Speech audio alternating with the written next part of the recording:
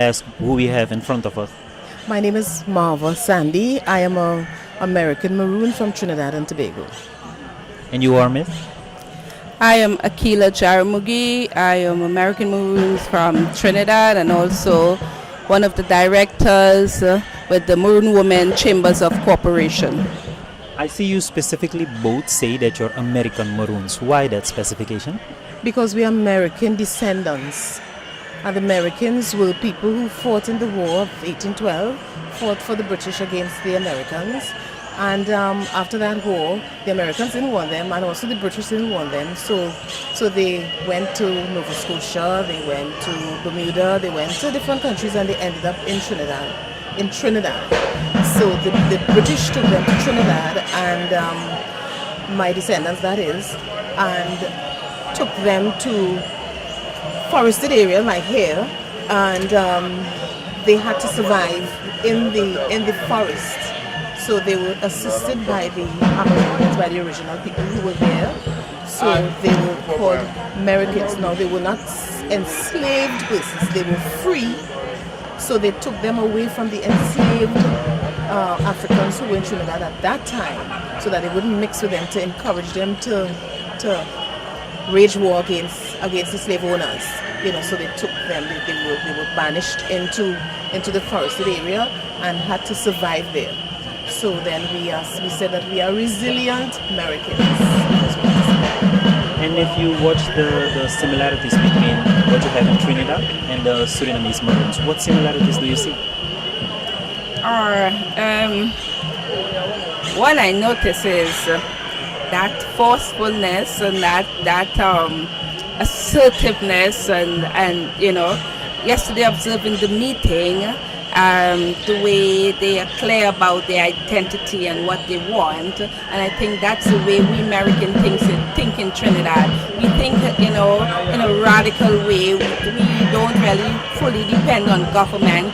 We really think about our people, our way forward, forging our own destiny, and I see that as one of the similarities, or some of the similarities, when I, being here, look at the cultural attributes, and then I look at myself home, the way we dress, the way we eat, the way we, and I'm seeing a lot of similarities, yeah. What I noticed too, a similarity, is how the people bonded with each other. There was a lot of love and there was a lot of bonding, even among the different tribes, so they became like one body. So that is one of the similarities that we noticed among the Maroons here and the Maroons in Trinidad and Tobago. These kind of gathering, what specific things can be gained on a cultural level, on an economical level, by gathering people and by showing unity?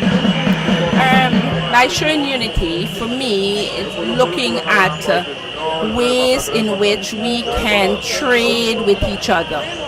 So, for example, me being in Trinidad, looking at the different Maroons around the diaspora, for one, I am looking at Suriname as a model, to share Suriname model of structure, the way you structure your people, having the gaman, the chief, the basia, and the captain, you have the different people with different roles, and I think it's a good model that we can share. So definitely that's one.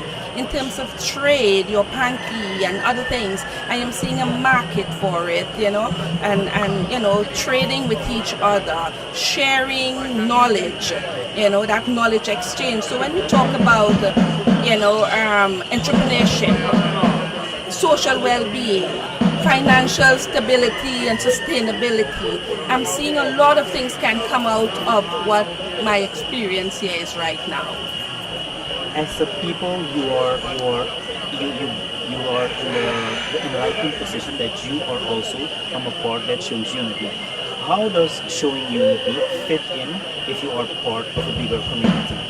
Well, because you come together to make decisions, and you hold one head, and in deciding your way future, making decisions for advancement for your people, and even with all the politicians getting involved, you make decisions also so that you can govern yourself.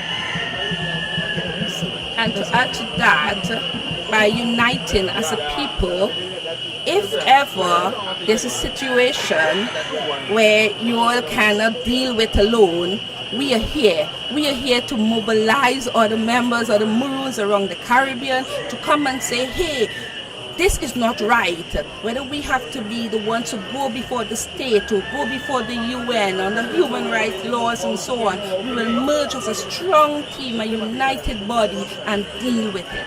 Yeah.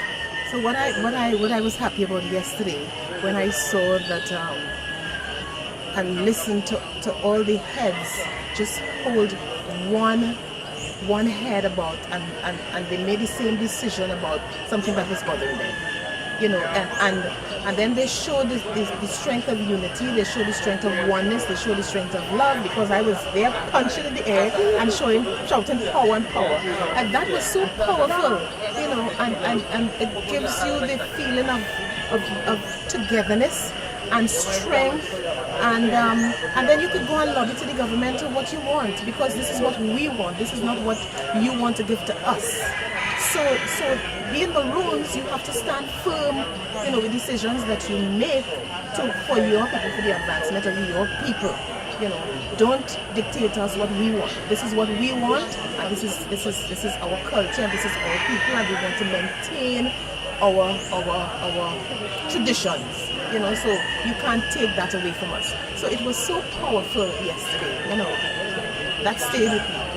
I know for sure our ancestors are happy. I can feel the power and the presence of our ancestors. I can really, you know, like when decisions like that came up yesterday, I can feel where, you know, our ancestors fought for freedom and we cannot fail them. We stand on the shoulders of our ancestors, and this is the day and time where we can pass a legacy on to our children, because decisions that we are making here today, if it's not positive, it will affect our children. And if it is positive, like what we saw, it will just empower them to continue in the footsteps that we are taking here today.